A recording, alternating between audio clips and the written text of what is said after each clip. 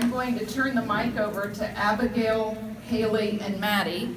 They are 3 members of the Clay County Robotics Club. As I mentioned, they've also participated in our hydraulics fluid power challenge on our campus. And they've done that for more than a couple of years. And now they just told me tonight they attended our electric workshop this fall. Last spring, we invited these young ladies to do a presentation in front of our Indiana 4-H Foundation annual meeting.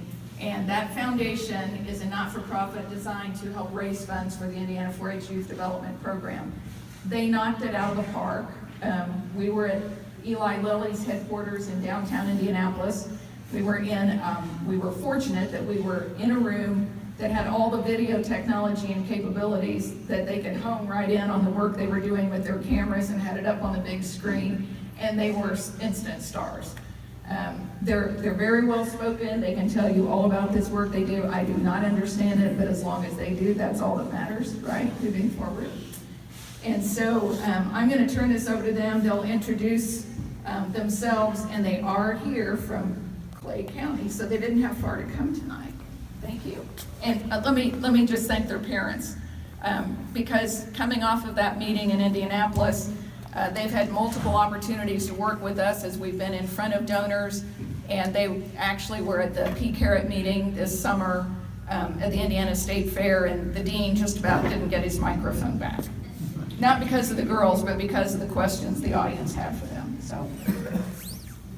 I'm Maddie Gerald, and I'm an 8th grader at North Clay Middle School. I'm Abigail Stroud, and I'm an 8th grader, and I'm homeschooled. I'm Haley Drake. I'm a 7th grader, and I go to North Clay Middle School. So every month we get together and then we work on building and programming the robots. We just use a basic EV3 robot app on our computer, and then we use these kits over here with basic Lego pieces to build the robots. How the robots work, we use block programming, and we drag the programming onto our computer screen. We use something called Robot Educator to learn how to program the robots, and over the years, you just build up learning for how to program them. So we just use Robot Educator, and then we go and it teaches you the basics, and then you can change those programs and make them more complex and then do more difficult things with them. Along with the programming, we also get experience with building. We have several cool little robots to show. So what we use our learning for is we go to a competition, and this year we have 3 different options. We can go and they have 3 challenges for us, and we have a few hours to complete them. We can also create our own design and take it there, or we can create a design that will help solve a world problem. So robotics has taught us a lot of skills that you need in your life, teamwork, time management, because during the competitions, it's timed and you have to go and rebuild everything, and you have to work together as a team to accomplish your goal and get things done. Problem solving, if something doesn't go right, which happens a lot, then you can go and solve it and try again. The most recent competition we went to, it was Olympics themed. And we did not know what the challenges were going to be until we actually got there. And one of our teams actually got 2nd place overall for the intermediate category and 1st place in one of the competitions. Robotics and fluid power have also gave us a lot of opportunities. They have let us speak at several different places, as well as meet a lot of new people. So we're going to show you some of our robots that we've built for you guys today. You want to start off with the egg decorator? Yeah. Okay, so this is an egg decorator, and this is built from one basic kit. So what it does is we are using eggs, and then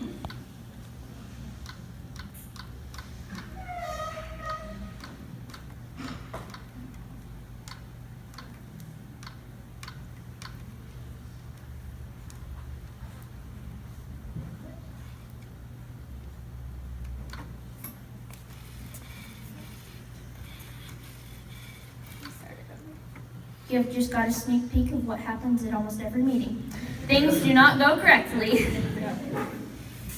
So what it's doing is it's using gears to spin the egg, and then it has a Sharpie marker attached with the rubber band that comes in the kit, and using a moving arm to create a design on the egg.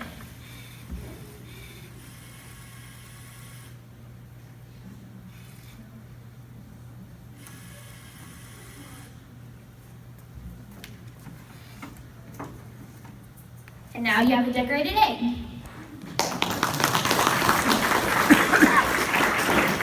So the next, We send a couple of your eggs around. Yeah. Is that okay, so they can see? okay, so the next robot that we're going to show you is a color sorter. We use the color sensor, and then it'll, like, you scan it, and then it'll tell you what color it is and identify it. And I don't know if you can hear it, but real quiet, it'll say the color, and then it'll sort it into the little different boxes.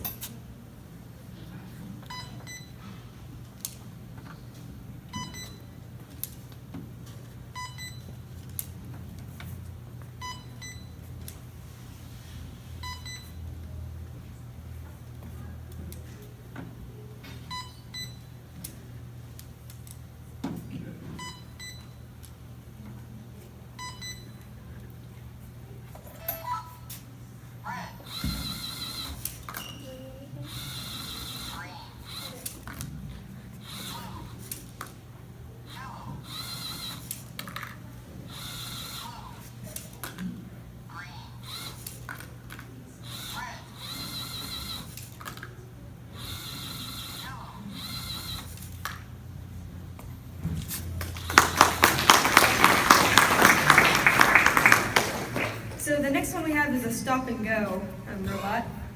So pretty much we used a color sensor for it to find the difference between red and green color. So whenever it reads the color green, it'll go. When it reads the color red, it'll stop.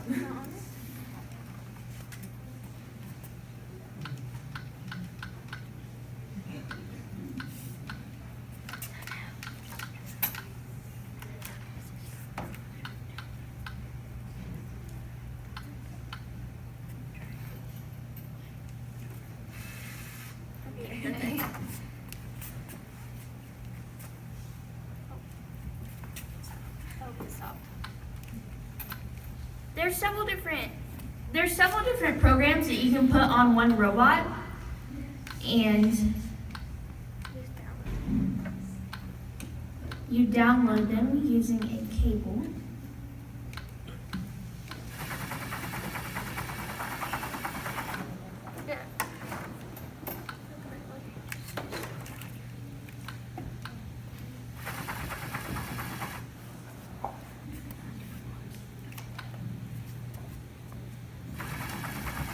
It uses a color sensor to sense the color green, which we program to say go, and then uses red to stop.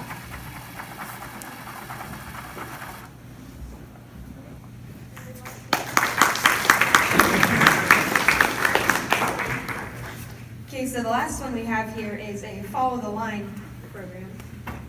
So it will find the difference between the darkness of the line and the white board. So it will go around using a color sensor.